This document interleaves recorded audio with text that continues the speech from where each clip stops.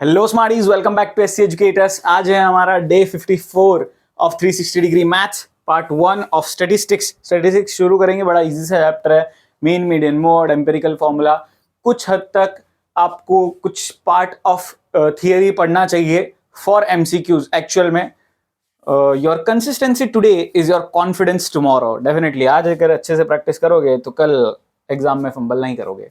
Mean of 100 items is 49. It was discovered that three items which should have been 60, 70, 80 were wrongly read as 40, 20, 50 respectively. अब बहुत सारे बच्चों का ऐसा दिमाग यहाँ खराब होता है कि सर ऐसा कुछ तो स्कूल में पढ़ाया नहीं, ऐसा कुछ तो या तो फिर टेक्स्ट बुक में है नहीं। बट एक्चुअल में बोर्ड में इस टाइप का क्वेश्चन पूछा जा चुका है। ये डिफिकल्ट नहीं होता, कंसेप्चुअल क्लैरिटी आपको होनी चाहिए। मीन एक्चुअल में होता क्या है? मीन का सिंपल सा फॉर्मूला है सम ऑफ ऑल ऑब्जर्वेशन, ठीक है ना, जितनी भी चीजें हैं सबका total divide by total observation, ठीक है ना। अब मीन मेरे को कितना दिया हुआ है? 49। सम ऑफ ऑल ऑब्जर्वेशन एक तरीके से मैं मान के चलता हूं ए है, ठीक है ना, कुछ ए मान के चला है हमने। और टोटल नंबर ऑफ ऑब्जर्वेशन कितनी है? 100। मतलब आइटम्स कितनी है, क्वांटिटी कितनी है? 100 उधर चला गया तो टोटल एक तरीके से वैल्यू मुझे कितनी मिल गई? 4900। अब ये काम लगेगी। अब एक्चुअल में मुझे करेक्ट मीन ढूंढना है। सो करेक्ट मीन कितना हो जाएगा? ये जो ए है, जो टोटल है मेरा ऑब्जर्वेशन का, जो कि एक तरीके से सपोज करो 2, 3, 70, 80, 42 ऐसा करके जो भी है, ये इन सब का टोटल ये सम है। एक्चुअल में इनमें जो होना चाहिए था वो तो ऐड करेंगे, यानी 60, 70 और 80, और जो नहीं होना चाहिए था वो सब्ट्रैक्ट करेंगे, यानी -40, -20, -50 divide by number of observation अभी भी कितने हैं? 100। देखो सपोज करो कि दो ही वैल्यू यहां पर है ना, थोड़ा सा खेल अलग हो सकता था कि 3 वैल्यूज में ऐड कर रहा हूं और 2 वैल्यू सब्ट्रैक्ट कर रहा होता तो नीचे 101 आ जाता। क्योंकि मैंने 3 जोड़ी 2 निकाली, 100 थी उसमें 3 ऐड किया और 2 निकाला तो कितने हो जाते हैं? 101 होता है। तो नंबर ऑफ ऑब्जर्वेशन का वहां पे जितनी निकाली उतनी डाली, तो टोटल ऑब्जर्वेशन अभी भी उतनी की उतनी है। अब मीन मुझे ये तो जानना है, ए की वैल्यू मैं ऑलरेडी 4900 ढूंढ चुका हूं, प्लस में ये तीनों को अगर ऐड वाले को सबको ऐड करता हूं तो 8, 7, 15, 15, 6, 210, माइनस ये हो जाएगा 90, 90 और 110, तो इसकी वैल्यू आ जाती है कुछ 5000, और 5000 divide by 100 is nothing but 50। So correct mean will be 50, option C. Interesting question है, ध्यान से समझो, लॉजिक क्लियर होना चाहिए इस तरह के क्वेश्चन में। Next, in a school 85 boys and 35 girls appeared in a public examination. The mean marks of boys was found to be 40%. अब देखो 40% अगर मीन मार्क्स है तो टोटल मार्क्स ऑफ बॉयज कितना हो जाएगा? एक जन का 40% है और ऐसे कितने बॉयज है? 85। तो मल्टीप्लाई कर देंगे सीधा। सो 85 इंटू 4 इज 340, सो 3400 एक तरीके से मेरा बॉयज का आ जाता है। ऐसे ही टोटल मार्क्स ऑफ गर्ल्स कितना आएगा? सिंपली कितनी गर्ल्स है और कितने परसेंटेज ला रही है? 60%, और गर्ल्स है 35, सो 60 इंटू 35 करना है 2100, ठीक है। So total marks of class equals to 3400 plus 2100 which is 5500, और total students, total number of students भी कह सकते हो, कितने गर्ल्स कितने बॉयज है? 85 और 35। सो ये सिंपली कितना हो जाएंगे? 120 बराबर 5, 40। यस, सो देयरफॉर मीन हमको ढूंढना ही वही है ना, mean percentage. It will be जो भी मेरा टोटल आया है डिवाइड बाई जो टोटल क्वांटिटी है ना, sum of all observation divide by number of observation, same logic. So 12, 12 cut, ये 0, 0 कट गया, और 550 डिवाइड बाई 12, 45.83%, ये मेरा मीन परसेंटेज आएगा। मीन ढूंढने का सिंपल तरीका, टोटल वैल्यू, टोटल जो सम है वो divide by number of observation. अब टोटल मैंने कैसे निकाला? पहले तो एक बॉय के अगर 40 मार्क्स आ रहे हैं ऑन एन एवरेज, तो 85 बॉयज के कितने आएंगे? 3400। ये ऐसा समझ लो, जो तुम्हारा XI है और जो तुम्हारा FI है, ठीक है ना, ये XI की वैल्यू है और FI क्वांटिटी एक तरीके से 85 बॉयज और 35। सो हम क्या करते हैं, FI XI ढूंढते थे, तो FI XI से वैल्यूज मिली, फिर इसका टोटल करते थे और फ्रीक्वेंसी का टोटल करते थे, इन दोनों को डिवाइड करते थे, जो मीन का डायरेक्ट मेथड लगाते थे। लॉजिकली वही है, बस दो ही एक तरीके से यहाँ पे हमारे पास फ्रीक्वेंसी से दो ही वैल्यूज है जिनके लिए फ्रीक्वेंसी है, तो इसीलिए बस हमने ऐसे डायरेक्ट कर दिया। वरना देखा जाए तो FI XI वही डायरेक्ट मेथड लगाओगे तो भी आराम से हो रहा है। Next, If the mean of the following distribution is 8, find the value of p। ध्यान से समझना, y एक तरीके से फ्रीक्वेंसी है, कभी ऐसा दिया हो तो कंफ्यूज मत होना। x दिया 2 4 6 10 और p प्लस 5, और फ्रीक्वेंसी एक तरीके से मुझे दे रखी है यहाँ पे 3 2 3 1 2। FI XI इन दोनों का मल्टीप्लीकेशन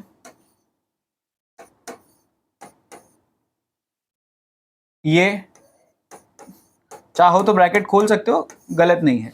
अब फ्रीक्वेंसी और इसका टोटल कर लेते, 3 2 5 5 3 8 9 2 11, और इधर करेंगे तो 8 से 14, हाँ या चलो 28 28 और 14 तो 38 38 और 4 42 प्लस यहाँ पे हो जाएगा ये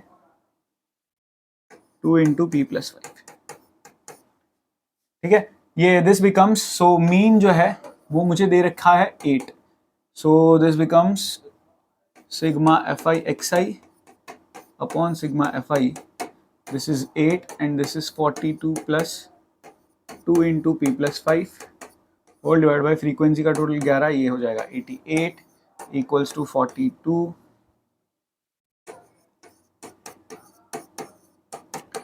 42 उधर जाके सब्ट्रैक्ट होगा तो आएगा यहाँ 36, सो बराबर है ना 70 78 46 आएगा क्या? 11 तो बराबर है ना, 3 2 5 3 8 9 10 11, यस। और 42 भी बराबर है, 8 6 14 14 और 14 24 24 24 10 34 34 और 8 42 बराबर है। 42 उधर जाके सब्ट्रैक्ट होगा, सो दिस बिकम्स 46 23 5 उधर जाके सब्ट्रैक्ट हुआ, सो दिस बिकम्स 18। सो p की वैल्यू आती है मेरी 18। कुछ इस तरीके से डायरेक्ट मेथड सिंपल हम मीन का लगाएंगे, आता ही आपको डायरेक्ट मेथड, बस वही यूज किया है और सॉल्व किया है। नेक्स्ट वन, मीन ढूंढना है, अगेन कोई दूसरे मेथड से करते हैं तो सो दैट मेथड भी कवर अप हो जाएगा। बाकी नॉर्मल अपने को क्लास इंटरवल और फ्रीक्वेंसी तो दी है। अब है ना अज्यूम मीन करते हैं। अब अज्यूम मीन में क्या क्या करना होता है, कैसे कैसे करना होता है समझा रहा हूं मैं। क्लास इंटरवल फ्रीक्वेंसी के बाद सबसे पहले XI that is class mark वो ढूंढना होता है, जो कि इसकी मिड वैल्यू होती है 5 है क्लियरली, फिर 15, फिर 25, फिर 35, फिर 45, 55 और 65।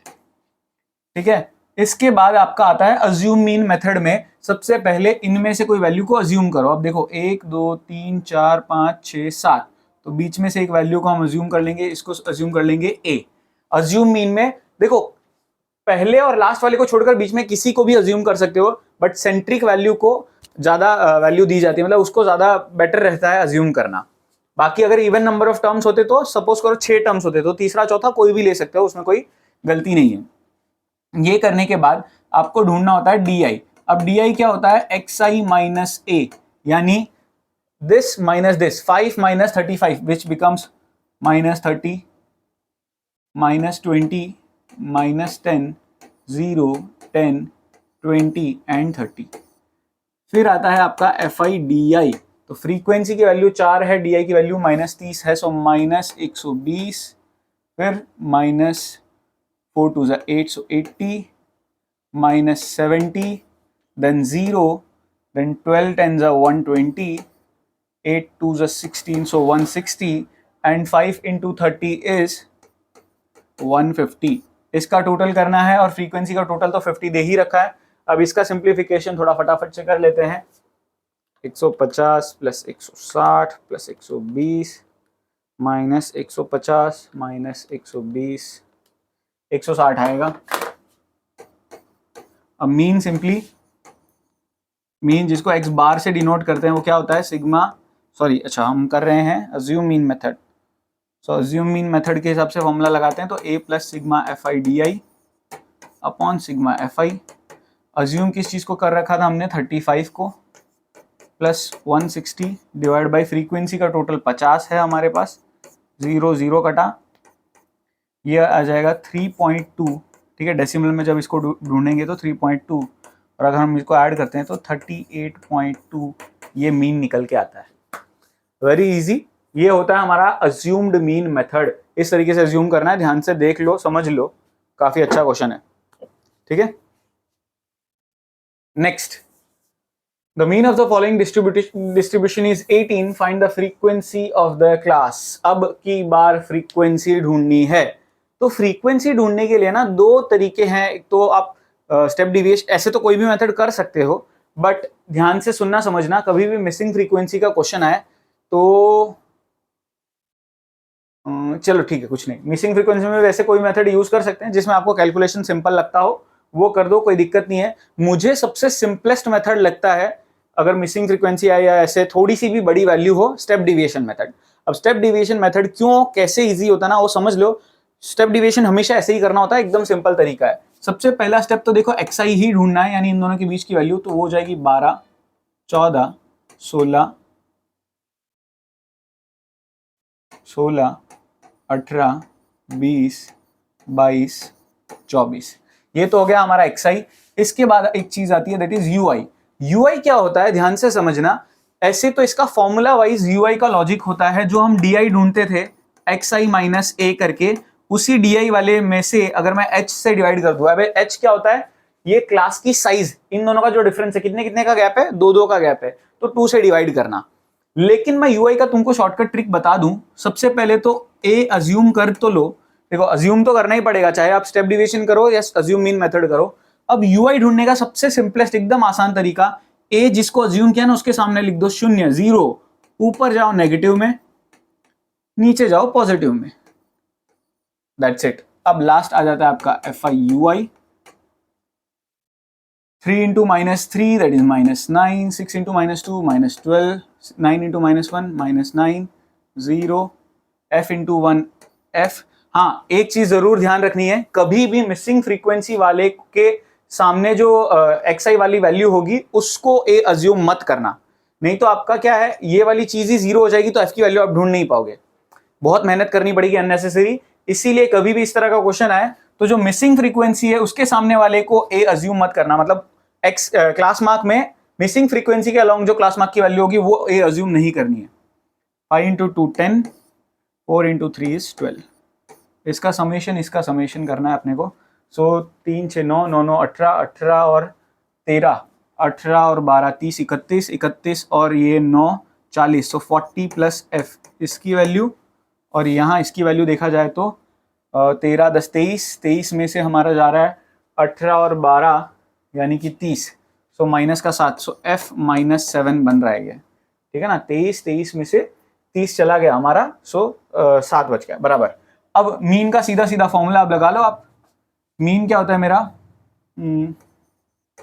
अज्यूम मीन अगर हम लगा रहे हैं, हाँ अज्यूम स्टेप डिविएशन अगर हम कर रहे हैं, so A plus sigma F I U I upon sigma F I और इनटू में एच। मीन की वैल्यू दे रखी है 18, ए जिसे मैंने अज्यूम किया था उसकी वैल्यू 18, इस पूरे की वैल्यू मेरे पास f-7 है। Very important to use bracket, otherwise लोचा लफड़ा एंड जलेबी फाफड़ा। इनटू में क्या है मेरे पास h मेरा क्या है, देखो f तो मेरे को पता चल ही गया 100% 7 ही है, बट ठीक है h2। देखो ये 18 उधर जाके सब्ट्रैक्ट होगा तो 0 equals to f-7 upon 40 plus f into 2। अब देखो ये पूरी चीज उधर 0 के पास गई तो क्या बन गया 0, और 2 उधर जाके नीचे गया तो भी 0, मतलब ये डिनोमिनेटर उधर गया 0 से मल्टीप्लाई हुआ 0 बन गया, और 2 उधर 0 से डिवाइड हो रहा है तो भी 0 ही हो गया। तो कह सकता हूं 0 इक्वल्स टू f-7 -7 उधर चला जाएगा, सो f की वैल्यू कितनी आ गई मेरी 7। इस तरीके से करना था, काफी इंटरेस्टिंग क्वेश्चन। इसमें पता है ज्यादा दिमाग कहाँ खराब होगा, अरे ऐसे जीरो हो सकता है क्या, मतलब ऐसे मतलब सही करने पर भी डाउट होगा कि कहीं मैं गलत तो नहीं कर रहा हूं, इस तरह का डाउट आएगा। होता है ऐसा कभी कभी, किसी किसी सम में ऐसा भी फील होता है। अब देखो इस तरह का क्वेश्चन है, यहां पर हमको स्टेप डिविएशन मेथड करने के लिए बोला है। Now very very important part, ध्यान से सुनना, ये जो क्लास इंटरवल है वो मेरी कंटिन्यूस नहीं है, जहां खत्म हो रहा है वहीं से शुरू नहीं हो रहा है, तो इसको मेरे को कंटिन्यूस बनाना पड़ेगा। तो अगर मैं डायरेक्ट मेथड कर रहा होता या फिर मैं अज्यूम मीन कर रहा होता तो क्या मुझे ये कन्वर्ट करना पड़ता, नहीं चलता, मतलब नहीं करते तो भी चलता। ध्यान से सुन लेना, मीन सॉल्व करते वक्त, उसमें भी अगर स्टेप डिविएशन से सॉल्व करते वक्त आप कर रहे हो या मोड कर रहे हो या मीडियन कर रहे हो, तो आपको क्लास को कंटिन्यूस बनाना पड़ेगा, 0.5 माइनस 0.5 प्लस वाली चीज खेलनी पड़ेगी। अगर आप डायरेक्ट मेथड से मीन फाइंड कर रहे हो या अज्यूम मीन से मीन फाइंड कर रहे हो तो कोई दिक्कत की बात नहीं है, याद रखना।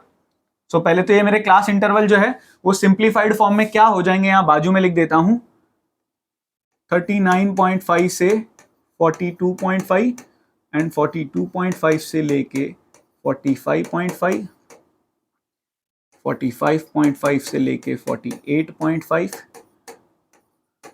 थोड़ा सा फास्ट, 51.5 से लेके 54.5।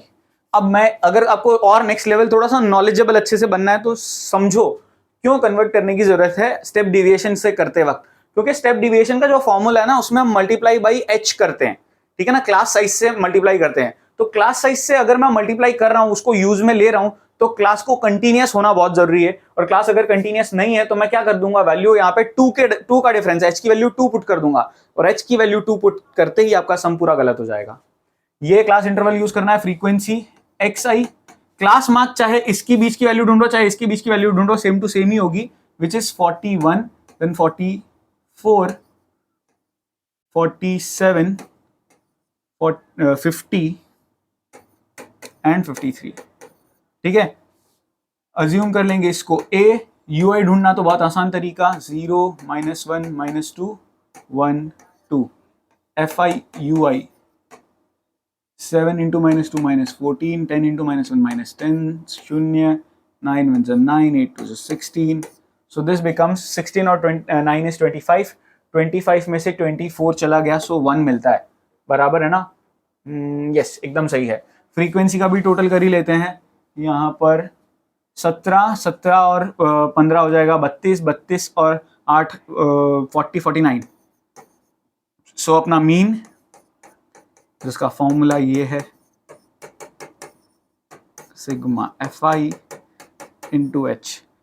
ए अज्यूम किया था 47 को, इसकी वैल्यू आई थी मेरी 1 डिवाइड बाई 49 इंटू में h की वैल्यू है मेरे पास, अब ध्यान से देखना h की वैल्यू कितनी है 3, ठीक है ना, ये हमको यूज करनी है। अब ये आ जाएगा हमारा 3 डिवाइड बाई 49,